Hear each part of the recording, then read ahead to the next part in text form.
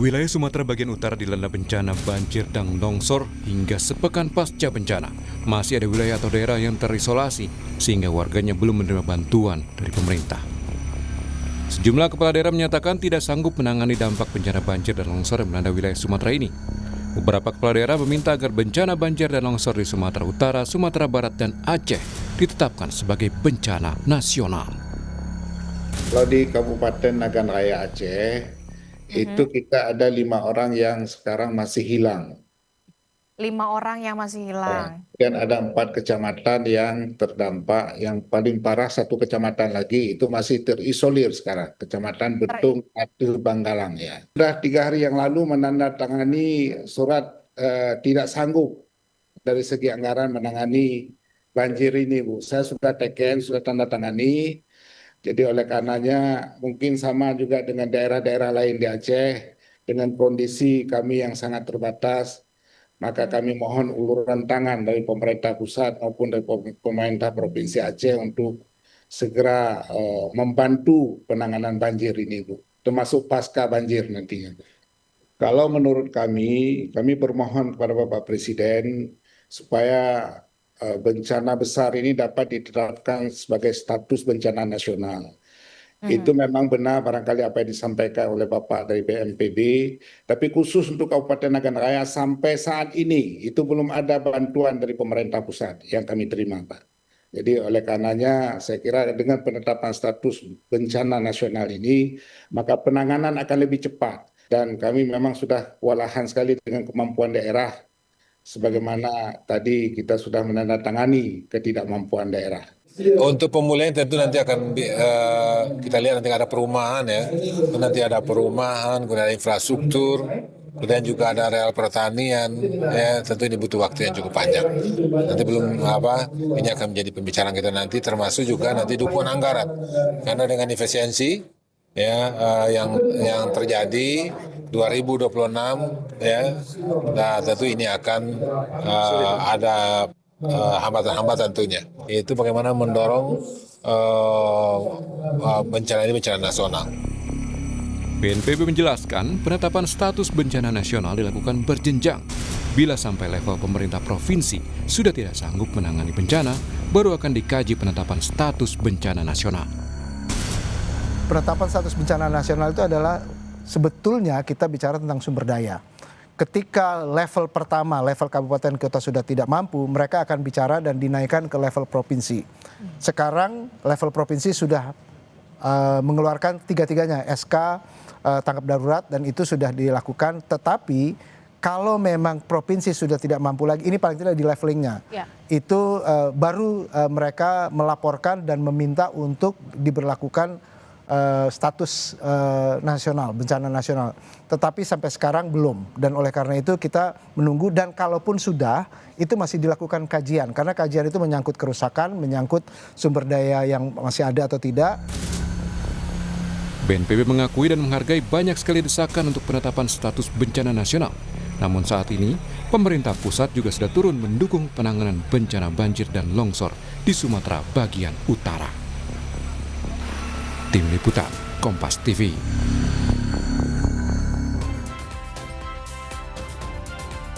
Sejumlah kepala daerah di Sumatera bagian utara menyatakan tak sanggup menangani dampak bencana banjir dan longsor dan mendorong penetapan status bencana nasional.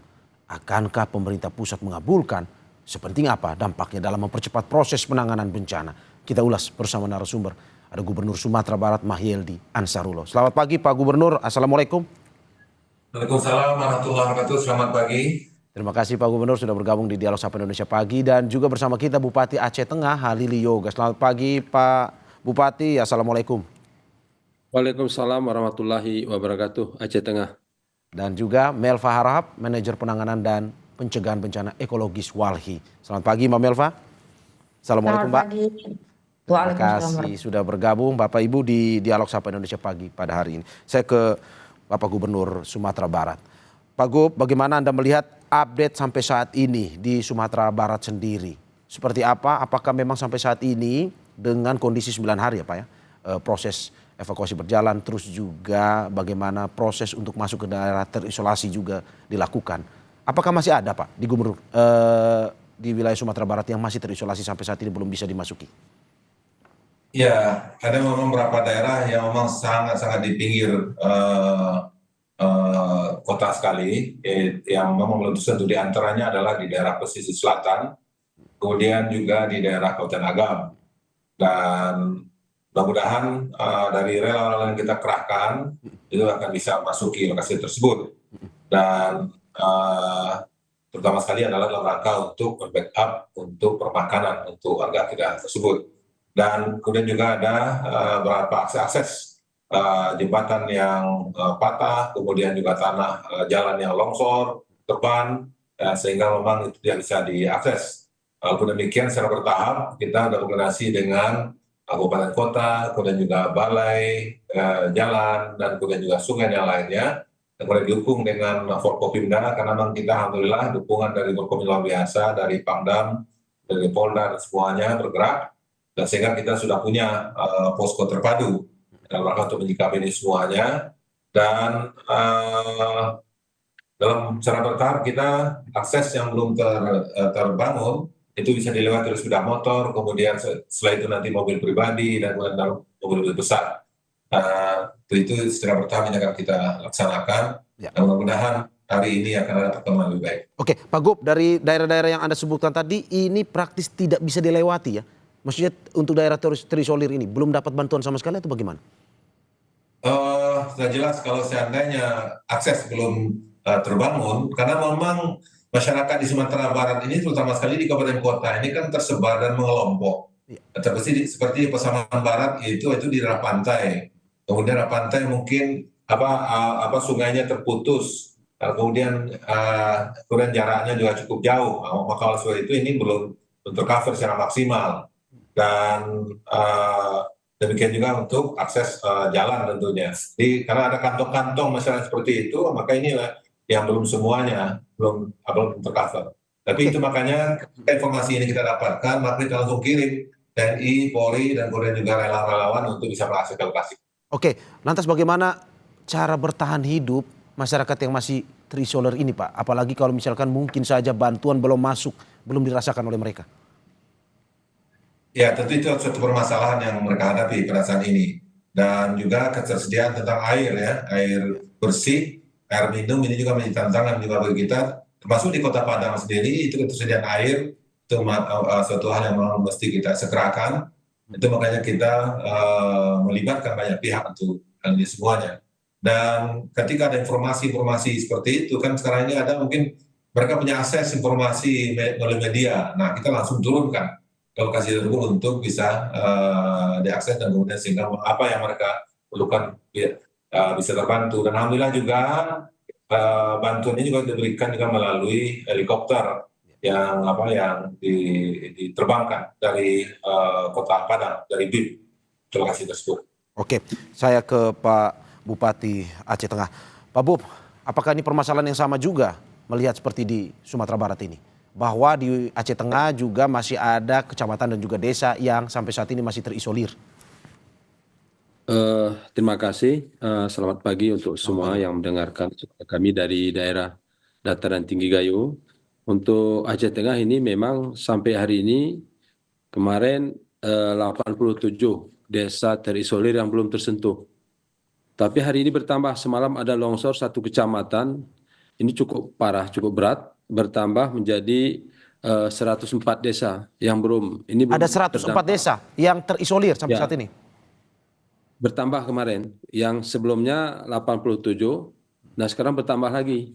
Karena baru terjadi longsor yang cukup berat di satu kecamatan. Sehingga hari ini kita melihat sulit sekali kita mendapatkan akses karena jembatan longsor.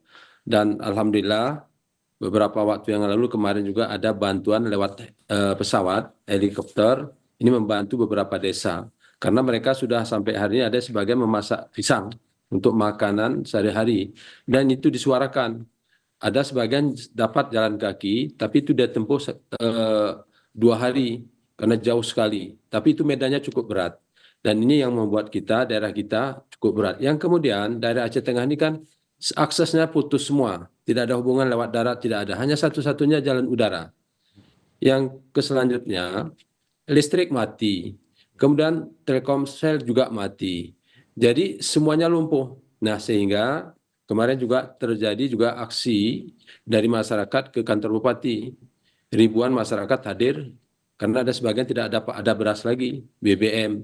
Dan terus kami sampaikan bahwa ini bencana musibah kita bersama, bukan hanya Oke. daerah kita sendiri, beberapa daerah begitu. Oke Pak, di luar bayangan 80 menjadi 100 desa. Kalau kita lihat tadi Anda bilang ada yang bertahan dengan makan pisang dan segala macam seadanya karena aksesnya terputus, Ya.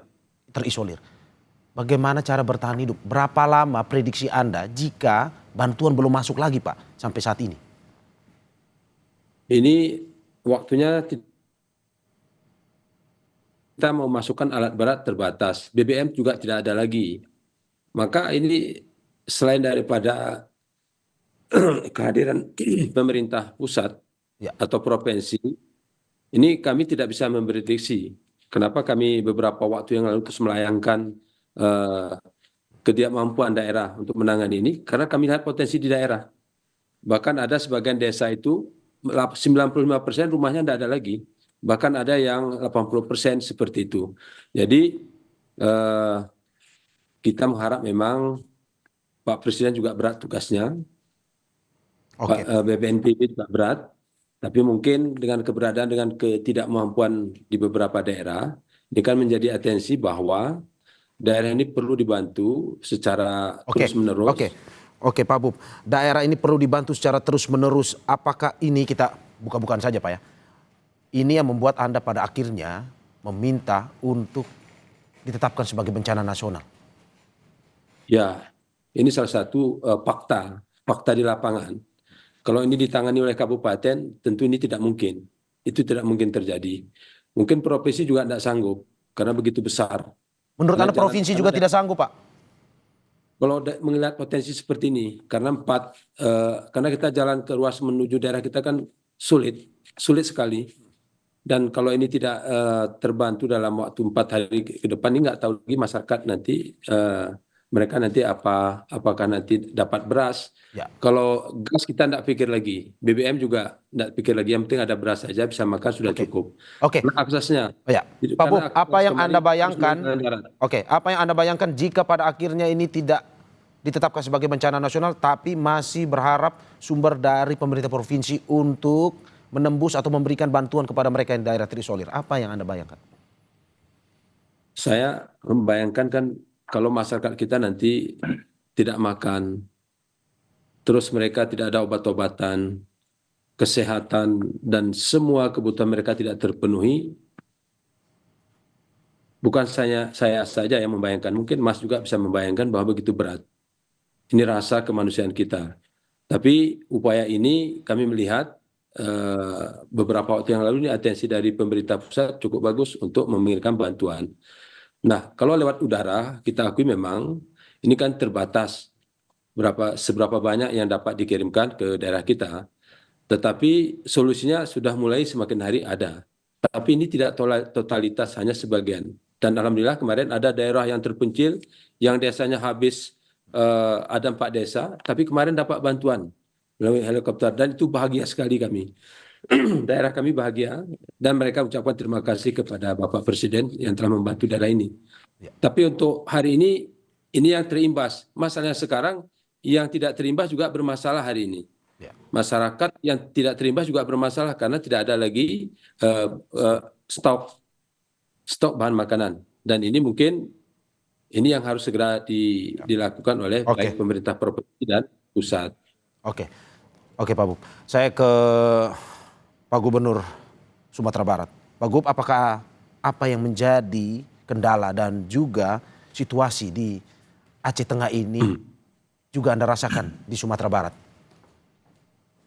Ya jelas tentunya bahwa kesusahan dirasakan oleh teman-teman kami di kabupaten kota, provinsi Sumatera Utara dan kemudian juga Aceh, termasuk juga dialami oleh sebagian masyarakat kita di Kota Padang, Sumatera Barat, untuk kami dan juga kota-kota yang lain.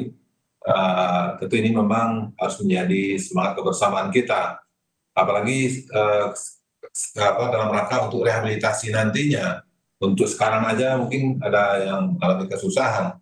Itu saya kira memang ini perlu kajian Oke. pertimbangan Oke, Pak Gub. untuk hal lebih strategis ke depan.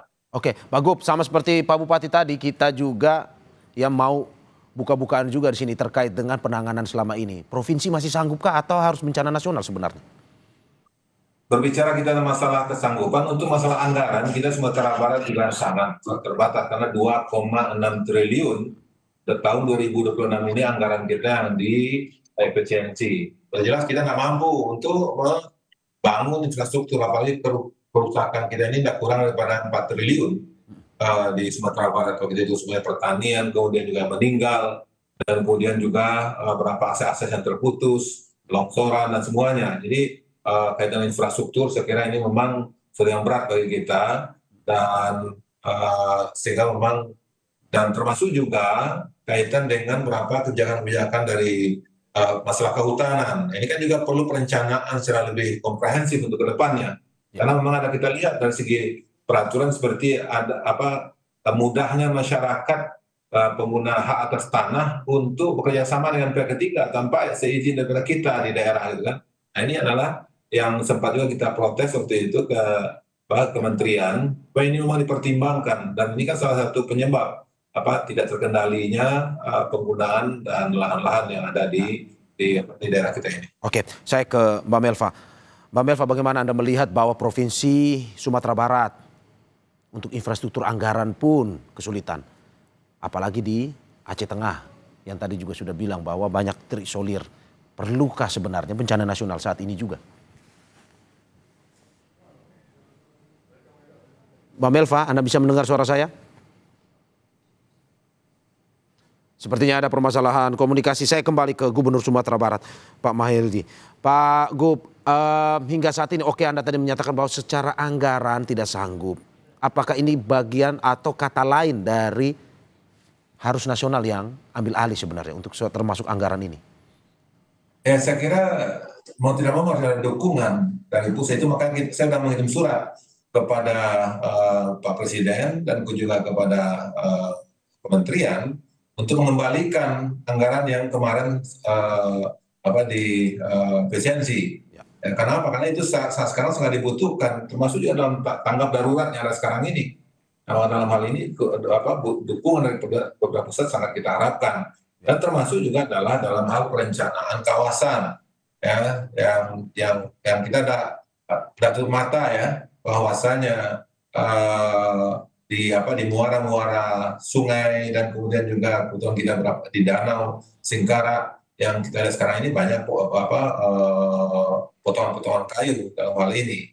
Nah, ini kan adalah di antara satu fakta bahwasanya masalah hutan kita ini perlu kita kendalikan secara lebih baik, dan perlu terencana, dan perlu ada ketegasan. Dan kemarin pun kami juga dengan anggota DPR RI Pak Andre Rosiade, dan kemudian juga dengan para Masaleh, kemudian Bu Nevi, dan kemudian juga beberapa anggota DPR RI yang lainnya, dan juga mendiskusikan ini perlu langkah-langkah secara bersama-sama dalam hal untuk mengantisipasi untuk ke depannya. Oke, saya ke Mbak Melva, sepertinya sudah terhubung kembali bersama kita. Mbak Melva? Ya. Oke, Mbak Melva, perlukah ini ditetapkan statusnya sebagai bencana nasional? Melihat kita ada cerita tadi, Provinsi Sumatera Barat dan juga Kabupaten Aceh Tengah. Iya, Mas, selamat pagi Pak Gubernur dan Pak Bupati. Saya turut berduka cita atas apa yang dialami oleh teman sahabat kita yang ada di 3 provinsi tersebut. Untuk menjawab pertanyaan dari Mas Mario itu, pemerintah daerah saja sudah mengatakan demikian gitu. Jadi rasanya penting untuk jadi pertimbangan ketika bencana ini kita naikkan statusnya sebagai bencana nasional. Concernnya Walhi adalah kita melihat bencana di 3 provinsi ini bukan serta-merta bencana alam, tapi memang kita menyebutnya sebagai bencana ekologis. Karena selain memang tata kelola yang tidak berpihak terhadap lingkungan hidup begitu, tapi ini juga kita melihat ada kegagalan dan tidak baiknya kita melihat alam, sehingga yang kita rasakan saat ini kolaps peranata kehidupan. Dan itu disampaikan sama Bapak Gubernur Sumatera Barat dan Bapak Bupati Aceh Tengah, dan kita melihat sedemikian rupa begitu ya, yang disampaikan oleh teman-teman media juga apa yang terjadi di sana. Akses jalan terputus, komunikasi terputus begitu ya. Apa namanya, belum lagi kemudian ada yang masih bertambah jumlahnya dari hari ke hari. Dan ini kalau bagi Walhi melihat ini satu ya, bukan hanya serta merta bencana alam, tapi ini kita sebut sebagai bencana ekologis karena kita tidak mampu menjaga daya dukung dan daya tampung lingkungan hidup di 3 provinsi ini gitu. Dan kita tahu misalnya faktanya banyak mengatakan bahwa Sumatera itu dilindungi oleh Bukit Barisan. Itu adalah Ya, punggung oke. Sumatera yang kemudian sudah dieksploitasi secara masif begitu ya. Jadi ke depan selain memang kita review semua apa yang ada di atas-atas apa namanya perizinan-perizinan, perlu juga mengembalikan ekosistem yang ada dan perlu juga memang Oke. mempercepat Ya. pemulihan di 3 provinsi itu dengan menetapkan Oke. statusnya sebagai Oke, Mbak Melva, kalau misalkan pada akhirnya tidak ditetapkan sebagai status bencana nasional, pemerintah pusat tidak mengambil alih secara langsung, menurut Anda, tadi ada cerita terisolir, susah dapat bantuan. Prediksi Anda, kalau memang tidak sampai bencana nasional, apakah mungkin saja ini jatuh korban juga, terutama mereka yang terisolir ini? Iya, saya meyakini itu, Mas, akan bertambah apa namanya, korban yang terdampak atau penyintas yang terdampak begitu ya. Karena misalnya sampai hari ke-6 dan ke-7, Pak Bupati dan Pak Gubernur juga mengatakan ada masih daerah-daerah yang belum tersentuh begitu. Itu satu.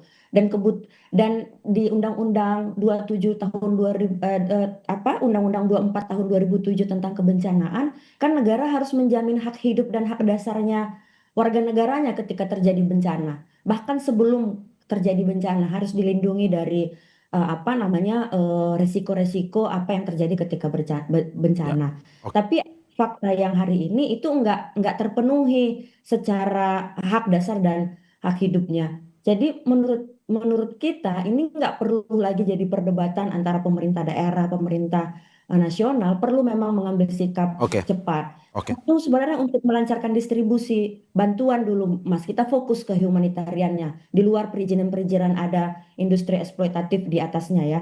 Yang kedua ini untuk jangka panjang, apa namanya pemulihan jangka panjangnya kan perlu juga memperbaiki jalan. Misalnya Aceh sangat bergantung dengan Sumatera Utara untuk kebutuhan pokok gitu. Jadi memang harus harus itu diperbaiki dengan cepat dan dengan mengatakan ini sebagai Oke, bencana oke. nasional ini menuntut tanggung jawab negara Ya, begitu ya. saya ke Dan Bupati. Ya, maaf saya oke. potong dikit Mas, saya tambahi, perlu juga rasanya bukan hanya tanggung jawab negara, tapi korporasi-korporasi yang ada di situ juga harus bertanggung jawab terhadap dampak ekosistem yang dampak ekologis, bencana ekologis yang mereka apa namanya yang kita lihat hari ini. Oke, saya ke Pak Bupati Aceh Tengah. Pak Bupati, kalau misal tadi Mbak Melva bilang mungkin saja akan jatuh korban lagi jika daerah yang terisolir ini tidak segera mendapatkan bantuan. Keluhan seperti apa? Apakah mungkin saat ini mereka sudah keterbatasan makanan yang mungkin disampaikan langsung kepada Anda walaupun masih bermasalah komunikasinya di sana? Memang sampai hari ini Mas Mario, itu di 87 yang kemarin desa yang terisolir, ini kalau kita mendengar yang jalan kaki selama 2 hari 2 malam itu, kita pasti menangis. Kita tidak lagi berbicara status nasional, tapi berbicara secara manusianya. Bagaimana saudara kita, sahabat kita hari ini yang tidak dapat akses makan, akses jalan juga tidak ada, listrik juga tidak ada, semuanya tidak ada. Mereka butuh obat juga tidak bisa kita bantu. Nah ini tentu kan penting.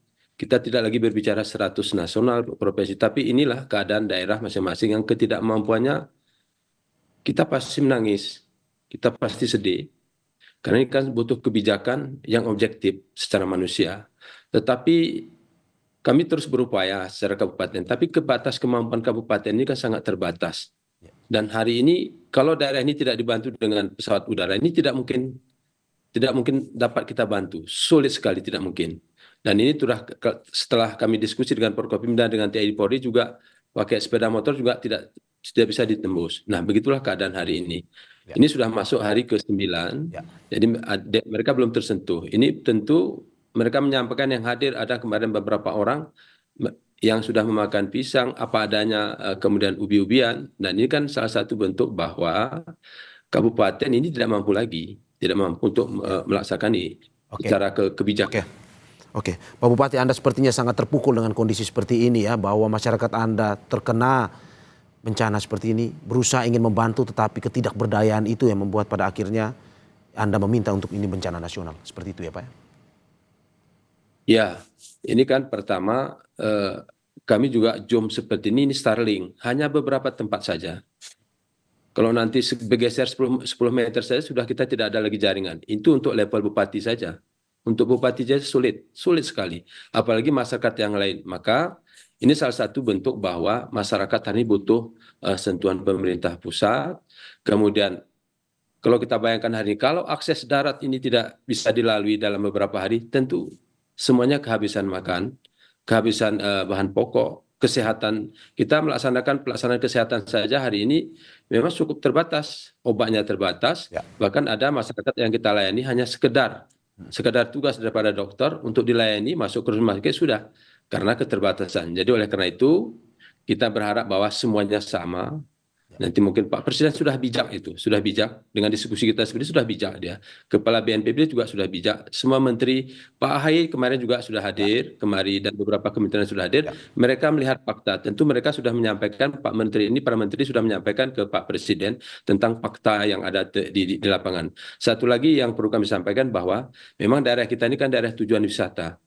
Biasanya Sabtu Minggu itu ramai dan hotel-hotel sudah penuh, biasanya seperti itu. Dan objek wisata hari ini hampir 30% itu hancur semua.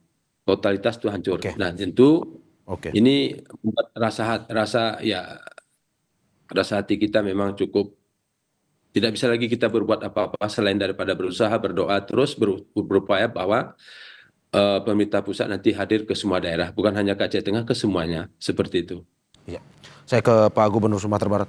Pak, kalau misalkan pada akhirnya seperti yang dikatakan oleh Mbak Melva dari Walhi, jika tidak bencana nasional statusnya dinaikkan, mungkin akan ada tambahan korban, terutama mereka yang terisolir. Menurut Anda seperti itu juga, Pak? Ya, saya kira kalau makanan tidak bisa distribusikan, obat-obatan juga tidak sampai, dan kemudian juga komunikasi yang terbatas. Apalagi ini dari BMKG terakhir juga menyampaikan kepada kita, bahwasanya ada kemungkinan juga rob yang akan terjadi di daerah pantai. Nah, ini kan juga adalah suatu hal yang perlu kita sikapi segera dan secara bersama-sama. Dan dalam hal ini tentu kita tidak menginginkan akibat ketidakmampuan kita maupun keterbatasan kita, kemudian warga kita meninggal. Sekarang sia-sia keberadaan kita bersama. Nah, sementara kita di sini ada daerah pusat, kemudian dan semua potensi yang kita miliki. Mau tidak mau, saya kira memang harus digerakkan seluruh potensi yang ada untuk bisa tembus ke sana dengan apa yang kita miliki, sehingga memang rakyat terbantu. Dan itulah wujudnya pemerintah, dan itu wujudnya kita mendirikan negara ini, kan itu wujudnya kita. Nah, oleh sebab itu saya kira kalau memang ada terkorban jiwa karena kelalaian dan ketika pertimbangan yang panjang bagi kita, sementara ini mereka tidak makan, mereka tidak bisa memenuhi kebutuhannya, saya kira ini perlu kita evaluasi bagaimana kita dalam hal bernegara dan berbangsa itu. Ya. Pak Gubernur, berarti menurut Anda segera ditetapkan sebagai bencana nasional, tidak perlu menunggu jatuh korban, seperti itu ya Pak ya? Harusnya begitu. Ya. Oke, Mbak Melva, bagaimana Anda melihat bahwa ini, seperti Anda katakan tadi, jatuh korban tidak ingin dari para kepala daerah ini, bahwa status bencana nasional perlu disegerakan. Pemerintah pusat perlu ambil alih segera, bahwa masih ada daerah terisolir, iya, tapi untuk mengaksesnya pun sangat-sangat susah.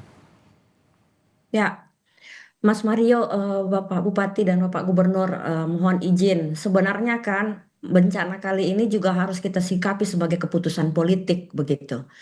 Karena apa yang kemudian didapat dari keputusan politik itu adalah respon cepat pengerahan semua tenaga, sarana prasarana yang dimiliki oleh negara begitu untuk memulihkan kehidupan, peranata kehidupan yang ada di 3 provinsi itu.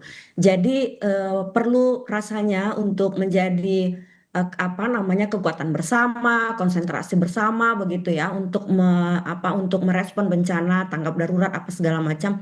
Sebenarnya ini masalah kemauan kalau menurut kita di organisasi masyarakat sipil Walhi dalam hal ini ya, bahwa ini momentum untuk mereview kembali bagaimana tata kelola kita dalam merespon bencana. Bencana kali ini kan sebenarnya ada beberapa bencana berulang, tapi kemudian dampaknya semakin besar karena banyak hal bisa kita lihat apa-apa aja halnya. Apakah daya dukung daya tampung lingkungan hidupnya yang tidak berpihak lagi begitu. Ada anomali cuaca yang terjadi pada saat ini akibat krisis iklim begitu. Lalu kemudian ketidaksiapan kita dalam merespon bencana. BNPB sudah punya peta rawan bencana, tapi nggak pernah jadi rujukan dalam melakukan pembangunan dimanapun begitu. Jadi banyak hal, banyak PR, dan ini menurut kita adalah keputusan politik yang harus diambil pemimpin negara, baik nasional maupun daerah, dan menjadi konsentrasi bersama, mengerahkan semua kekuatannya untuk melakukan pemulihan. Sangat panjang pemulihannya memang, Oke. Pak Gubernur mengatakan Ya. juga akan panjang, Pak Bupati juga mengatakan Oke. sangat panjang, tapi ini perlu menjadi politik pengambil keputusan mengambil keputusan politik dalam merespon bencana ini, Oke, dan Mbak itu Melva, harus apakah jadi menurut concern Anda, kita bersama. oke, apakah menurut Anda apa yang disampaikan oleh Gubernur Sumatera Barat dan juga Bupati Aceh Tengah ini menjadi perwakilan bahwa seluruh bagian daerah di Sumatera bagian utara ini juga sama ingin segera ditetapkan sebagai status bencana nasional? Saya rasa Mas bukan hanya sekedar menyatakan sebagai status bencana nasional supaya semua dikerahkan ke situ gitu ya. Tapi yang perlu yang menjadi semangatnya adalah yang disampaikan sama Pak Gubernur sama Aceh, pengen pulih cepat. Kita ingin bangkit cepat dari bencana ini begitu. Kita ingin bisa melakukan aktivitas bekerja, belajar, bermain di 3 provinsi ini gitu. Dan itu harus punya konsentrasi dan butuh keseriusan dalam merespon ini. Jadi selain status bencana itu mempercepat pemulihannya, tapi kemudian adalah koordinasi harus bekerja juga menurut kita antar pemerintah daerah, provinsi dan nasional. Itu menjadi hal yang harus diseriusin dan harus diambil sikapnya. Dan kalau itu nggak kita seriusin, maka kita akan mendengar bertambah lagi ternyata desa yang terisolir, bertambah lagi korban jiwa yang terisolir, dan masih ada kemudian beberapa daerah yang terdampak yang ternyata belum kita bisa pastikan sampai hari ini. Harapannya memang besok sudah tidak ada lagi jumlah korban desa yang bertambah terisolir dan sebagainya. Gitu Mbak Mas. Saya kasih terakhir kepada Pak Gubernur dan juga Pak Bupati, singkat saja. Apa yang menjadi keluhan dan sampai saat ini apa yang ingin disampaikan kepada pemerintah pusat? Pak Gubernur silakan. Yang pertama, karena efisiensi, maka kita perlu dukungan anggaran yang lebih maksimal lagi. Infrastruktur kita, sekolah kita, rumah ibadah kita, dan kemudian juga puskesmas dan sesuatunya yang mesti dibenahi. Samping juga dengan terganggu era sekarang ini. Dan saya kira barangkali mungkin kalau bukan bencana nasional, barangkali mungkin juga bisa bencana regional Sumatera begitu. Sehingga memang barangkali mungkin ini juga menjadi langkah-langkah yang lebih konkret lagi untuk mengerahkan segala potensi yang dimiliki oleh pusat ataupun juga kita di Sumatera ini. Insya Allah mendengar cerita Pak Bupati tadi, maka kita juga akan bersinergi dan juga akan menggerakkan potensi-potensi yang kita miliki Sumatera untuk backup Aceh, Pak Bupati. Dan insya Allah juga kita akan juga perantau-perantau kita untuk bisa bersinergi merangkak untuk melapangkan dan meringankan beban yang dihadapi oleh warga kita. Oke, Pak Bupati singkat saja, boleh apa yang ingin disampaikan? Pertama mungkin anggaran ya, anggaran untuk tanggap darurat ini perlu dipertimbangkan ditambah. Yang kedua, akses jalan darat ini. Ini penting sekali karena seberapa banyak pun ini bantuan cukup besar dari luar tapi tidak bisa disampaikan. Yang ketiga adalah maunya ada satu standby helikopter yang bisa membantu ke desa-desa yang terisolir. Karena kemudian hari ini bahan pangan, obat-obatan ini sangat mendesak. Mungkin itu yang sangat mendesak yang perlu kami sampaikan kepada Bapak Presiden dan pada para menteri yang mendengarkan suara kami. Terima kasih. Oke. Ya, terima kasih Bapak dan juga apa yang disampaikan ini semoga bisa didengarkan oleh pemerintah pusat untuk nantinya bagaimana bersinergi dengan pemerintah daerah untuk cepatlah Pak. Ini selesaikan bencana, terutama memberikan bantuan kepada mereka yang terisolir yang sampai saat ini masih terus meminta uluran tangan kita semua. Terima kasih sekali lagi Gubernur Sumatera Barat Mahyildi Ansarullah atas apa yang disampaikan. Bupati Aceh Tengah Haili Yoga dan Melva Harahap, manajer penanganan dan pencegahan bencana ekologis Walhi. Kita berharap ini cepat selesai. Dari keluarga Kompas TV turut berduka atas kejadian ini. Terima kasih Bapak Ibu, sehat-sehat selalu. Terima kasih Pak Mario. Saudara jangan kemana-mana, Sapa Indonesia Pagi akan segera kembali dengan informasi lainnya.